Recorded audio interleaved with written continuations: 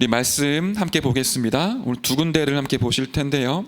마태복음 16장 16절 먼저 보시겠습니다. 마태복음 16장 16절입니다. 네, 함께 읽도록 하겠습니다. 시몬 베드로가 대답하여 이르되 주는 그리스도시요 살아계신 하나님의 아들이시니이다. 우리 한 구절 더 말씀 보겠습니다. 사도행전 1장 3절입니다.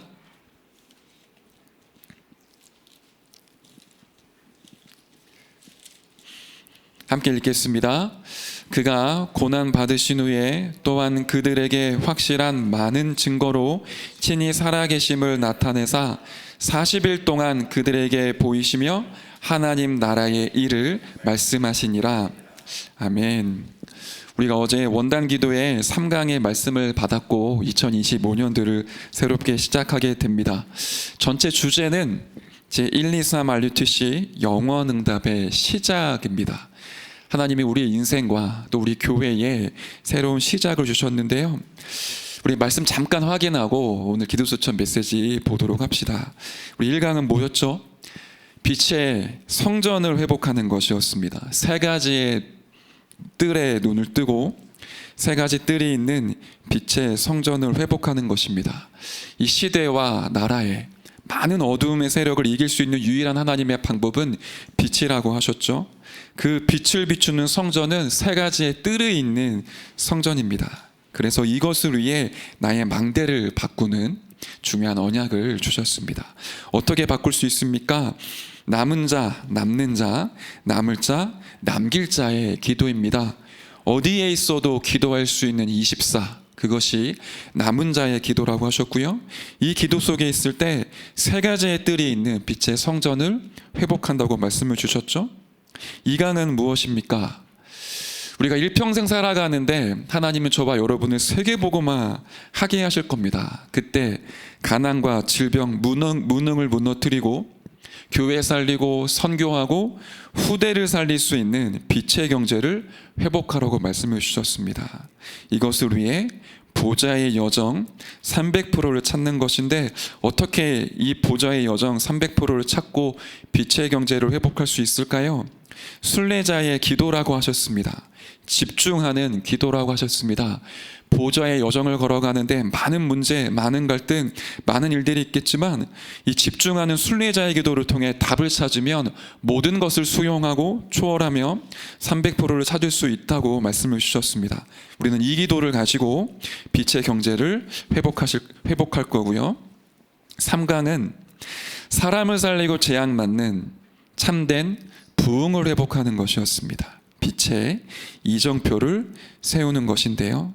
어떻게 이 축복을 누릴 수 있을까요?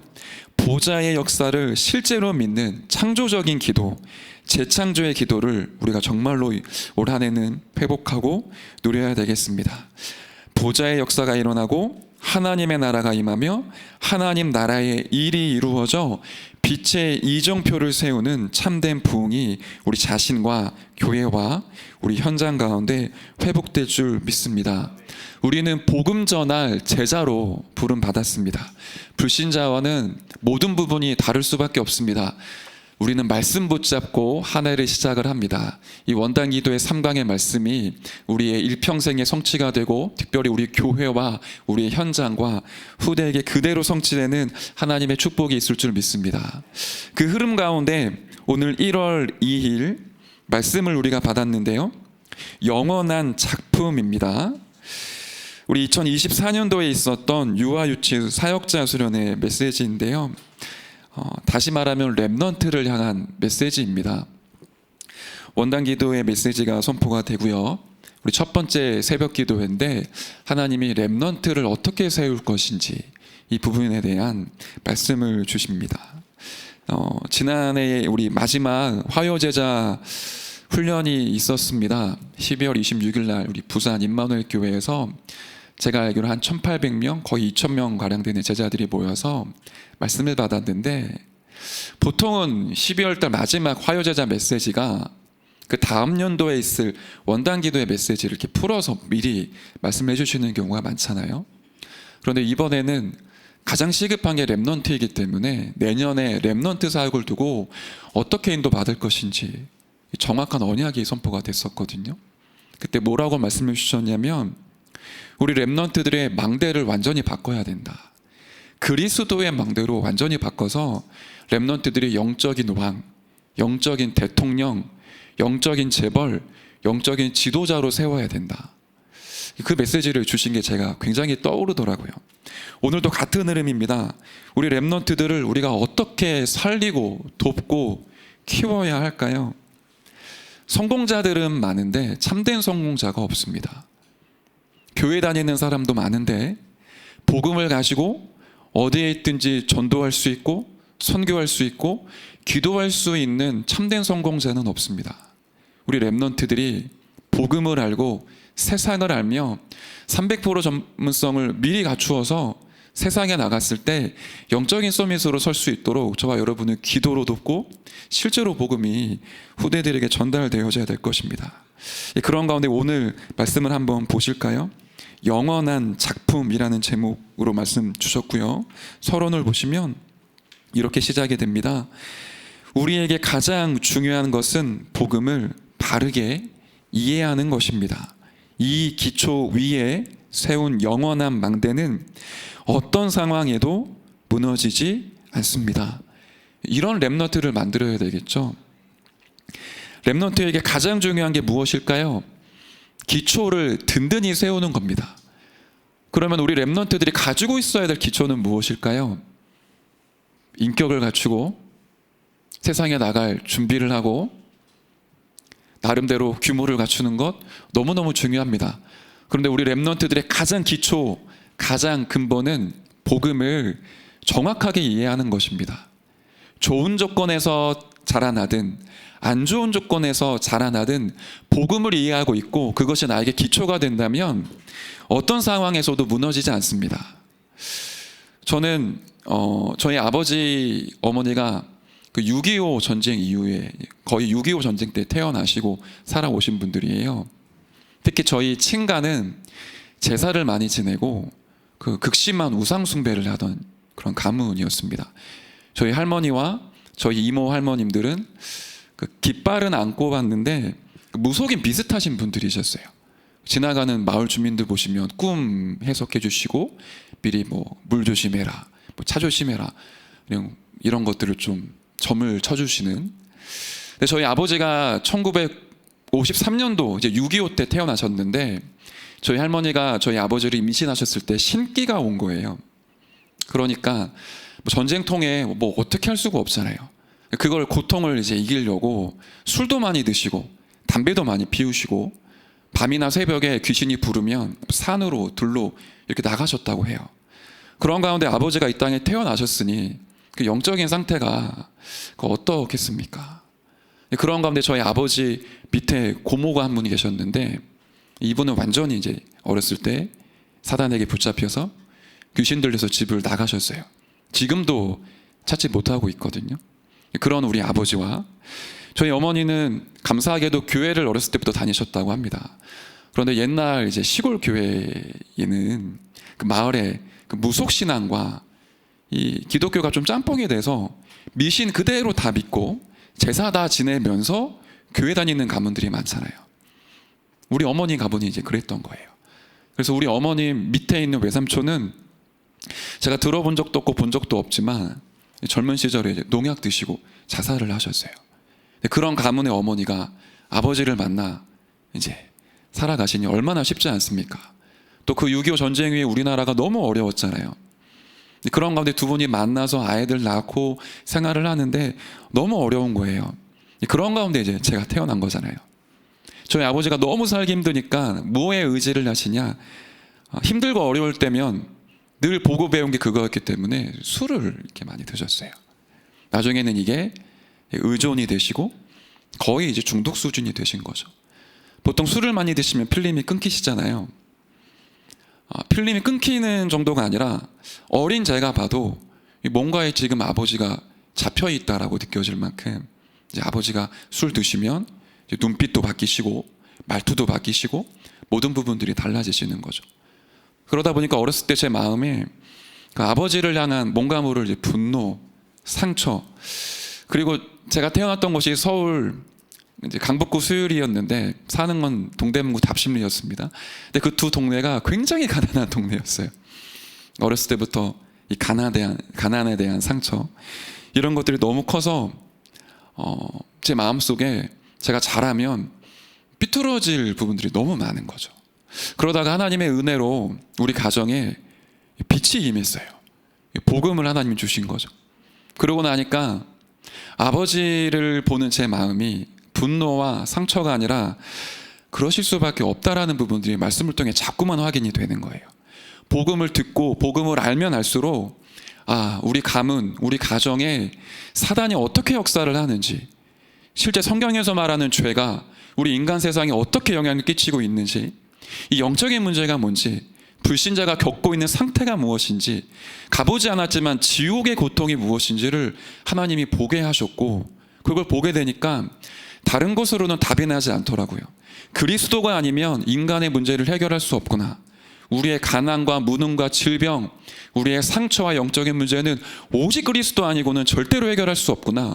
이 부분에 대해서 하나님이 답을 주기 시작을 하니까 아버지를 이제 이해하게 되고, 우리 아버지를 두고 기도하게 되고, 가정을 두고 빛을 비추는 렘넌트로 자라나게 되더라고요. 참 하나님이 많은 은혜를 주셨어요.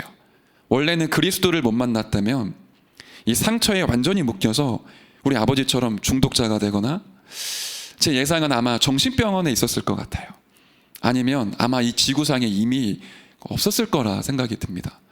복음의 능력이 얼마나 큰지 그리스도의 빛이 임하니까 개인이 살아나고 가정이 살아나고, 그 가정과 개인을 통해 많은 후대와 많은 현장에 그리스도의 빛이 비추어지더라고요. 이 복음의 능력이 너무 크지 않습니까? 사람을 치유하고 살리고, 이 복음의 능력이 모든 것들을 회복합니다. 이 복음을 우리 렘넌트들에게 어떻게 이해시킬 건가? 이 그리스도의 비밀을 우리 렘넌트들의 영혼에 어떻게 각인시킬 건가? 그게 우리의 사실적인 기도입니다. 오늘 그 얘기를 지금 하나님이 하고 계시는 거거든요. 그 뒤에를 한번 보실까요? 그리스도께서 갈보리산, 감람산, 마가다라방에서 영원한 문제를 해결한 것이 영원한 망대입니다. 갈보리산에서 모든 문제를 끝내셨고요. 감람산으로 제자를 부르사 하나님 나라의 일, 그 미션을 주셨습니다. 마가다라방에서 성령으로 역사하사 모든 한계를 초월할 보좌의 능력으로 역사하셨습니다. 가는 모든 걸음마다 사람을 살리고 치유하는 참 전도자의 인생과 여정이 시작이 되지요. 그리스도로부터 모든 것이 출발했습니다. 이것이 우리에게 영원한 망대라는 거죠. 또 그 그리스도 안에는 성삼위 하나님의 망대, 여정, 이정표가 있기 때문에 아무도 이길 수 없습니다. 이 축복이 나에게 영원한 기업이 되게 하면 끝인 겁니다. 이것이 하나님의 약속이고 하나님의 것을 우리에게 주시기 위한 것입니다. 이것이 달란트입니다. 이 사실을 알기만 해도 하나님의 역사가 일어나고요, 가지고만 있어도 아이들에게 전달됩니다. 우리는 자꾸만 이렇게 말을 해야 많은 부분들이 전달된다고 생각하지만, 나에게 그리스도가 답이 되고 그리스도가 끝이 나면 가지고만 있어도 이게 묻어나고 전달되게 되어 있죠. 사도행전 3장 6절에 보면 베드로가 나사렛 예수 그리스도의 이름으로 일어나 걸으라 라고 말을 합니다. 근데 그 앞에 중요한 말을 해요. 내게 있는 것을 내게 주노니 나사렛 예수 그리스도의 이름으로 일어나 걸으라. 우리 후대에게 어떻게 이 복음을 전달할 수 있습니까? 내가 가지고만 있어도 전달이 됩니다. 내가 안 가지고 있으면 아무리 말을 잘해도 전달이 되지 않겠죠. 우리에게 이 축복이 먼저 회복되어져야 될 것입니다. 그렇다면 이 서론의 두 번째인데요, 렘넌트들에게 이 영원한 망대를 세워야 될 목표가 무엇일까요? 그것이 뒤에 말씀으로 이어져 나옵니다. 하나님은 사탄의 12가지 전략을 완전히 무너뜨리기 위해 모든 축복을 주셨습니다. 우리 렘넌트들에게 그리스도라는 기초가 세워지고 영원한 망대가 세워질 때 이 사탄의 12가지 전략이 무너진다라는 겁니다. 이 비밀은 창세전에 하나님이 계획하신 것입니다. 또한 이 그리스도의 비밀은 영세전부터 계셨고요, 성육신하시고 말씀의 예언대로 십자가에 죽으시고 부활하사 지금도 역사하고 계시죠. 그리스도 예수 이름 부르면 하나님이 응답하시고, 그리스도 예수 이름 부르면 지금도 사단은 결박당하게 되어 있습니다. 그 그리스도는 모든 민족에게 복음을 증거되고 난 그 이후에 재림주로 이 땅에 오시고요, 사단을 영원한 지옥에 가두는 심판주로 이 땅에 오십니다. 그 그리스도의 이름을 우리에게 주셨기에 그 이름을 우리 후대에게 전달해야 되겠죠. 이 사실을 알 때 영원이 무엇인지 알게 됩니다. 그리스도를 정확히 아는 게 영원의 축복이 무엇인지 알게 된다라는 거죠. 영원한 작품인 복음을 제대로 이해하면 치유가 일어나고 서밋을 세우게 됩니다. 서론에 굉장히 중요한 부분들이 많이 나왔는데요, 정리하면 우리 렘넌트들에게 올바른 기초가 세워져야 됩니다. 그리스도의 망대가 세워져야 됩니다. 그것이 우리 후대들의 영원한 망대가 될 것입니다. 그렇다면 본론을 한번 볼까요? 우리 렘넌트들에게 이러한 축복이 이제 임해야 되는데요, 7망대, 7여정, 7이정표의 시간표입니다. 우리 인생에 반드시 한 번은 필요하고요, 우리 렘넌트들에게 이 시간표와 축복이 임해야 됩니다. 구약을 보면 하나님이 세절기를 지키게 하시죠. 안식일, 안식년, 희년을 지키게 하십니다. 그것은 이 그리스도의 비밀, 하나님 나라의 축복, 성령의 역사가 무엇인지 알게 하는 엄청난 하나님의 시간표였죠. 이게 렘넌트들에게 임하는 것입니다. 이것은 사람을 치유하고 살리기 위한 굉장히 의미 있는 시간표이자 모임이었습니다. 예수님도 40일 동안 제자들을 부르셔서 이 영적인 축복을 알게 하시며 치유하시고 서밋으로 세우셨죠. 여기서 세 가지의 뜰이 이제 나오게 된 겁니다. 우리 렘넌트들에게 7망대, 7여정, 7이정표의 시간표가 반드시 임해야 되겠죠. 그렇다면 렘넌트가 이 흐름 속에 들어가게 됩니다. 교회사와 성경에는 반드시 이 흐름이 있었죠. 하나님은 위기 때마다 요셉과 다윗, 엘리사와 같이 성령에 감동된 인물들을 세우셨습니다. 복음이 임해지고 재앙이 임한 그 시대에 이 영원한 망대를 세운 렘넌트를 일으키셔서 복음을 회복시키셨던 흐름들이 계속 있었다라는 거죠. 이것을 알아들은 다니엘 같은 인물들은 뜻을 정했습니다. 바울은 아예 회당에 파고 들어가서 렘넌트들에게 정확한 그리스도의 비밀을 증거했습니다. 그리스도의 당위성, 예배와 기도가 무엇인지, 하나님의 나라의 비밀이 무엇인지 후대들에게 전달했습니다. 우리 렘넌트들이 이 성경의 흐름 속에, 렘넌트의 흐름 속으로 들어가야 되겠죠. 그러면 반드시 복음으로 회복할 수 있습니다. 세 번째, 회복입니다. 이렇게 해서 우리와 렘넌트를 하나님은 남은 자로 세우십니다. 그 어떤 것도 초월하는 순례자로 일으키십니다.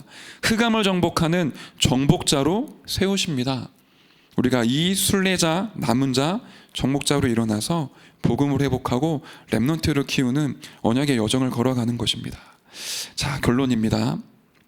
이 영원한 망대를 노래나 시청각 자료로 만들어서 렘넌트에게 전달해야 됩니다. 가장 좋은 것은 기도로 만드는 것입니다. 그래서 오늘 우리가 이 자리에 모였습니다. 우리 후대들이 영원한 망대를 갖추고 정말로 세계복음할 그리스도의 제자로 설 수 있도록 우리는 기도로 도와야 되겠습니다. 다시 말씀을 정리합니다. 우리 자신에게도 가장 필요한 부분, 영원한 망대를 세우기 위해서는 기초가 중요합니다. 기초는 복음입니다. 그리스도의 망대를 내 안에 세울 때, 그리스도로 답을 내리고 그리스도로 끝을 낼 때 내 안에 영원한 망대가 세워집니다. 그 영원한 망대는 우리 후대들에게 영적으로 전달됩니다.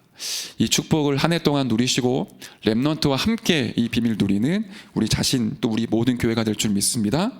제가 기도하고 기도에 마치도록 하겠습니다. 살아계신 하나님, 감사를 드립니다. 2025년 첫 번째 새벽 기도로 우리가 함께 모였습니다. 우리 렘넌트들에게 정확한 복음의 비밀, 그리스도를 증거하여 영원한 망대를 세우고 영원한 작품을 만드는 축복을 누리게 하여 주옵소서.